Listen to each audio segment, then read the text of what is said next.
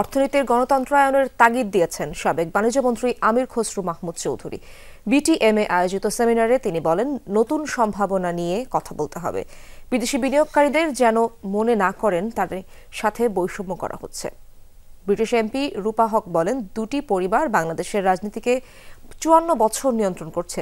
দুই দলেরই ভবিষ্যৎ হিসেবে তাদের দুই ছেলেকে ভাবা হচ্ছে। এখান থেকে বেরিয়ে আসতে হবে। তিনি বলেন, বিগত আমলে প্রতিটি খাতে আওয়ামী লীগের লোক বসিয়ে রাখা হয়েছিল, এদের জায়গায় বিকল্প আনতে হবে। একটি দলকে হটিয়ে নতুন সরকারে আরেকটি দল একই কার্যক্রম করলে বাংলাদেশের কোনো পরিবর্তন আসবে না। বিজিএমইএ প্রশাসক বলেন, ভিয়েতনামের আদলে যুক্তরাজ্যের সাথে মুক্ত বাণিজ্য চুক্তি করার সময় এসেছে। বিকেএমইএ এর সভাপতি মোহাম্মদ হাতেম অভিযোগ করেন, অন্যায্যভাবে পোশাক কিনছে বিদেশি ক্রেতা প্রতিষ্ঠান। এলডিসি গ্র্যাজুয়েশন 3 বছর পেছানো উচিত।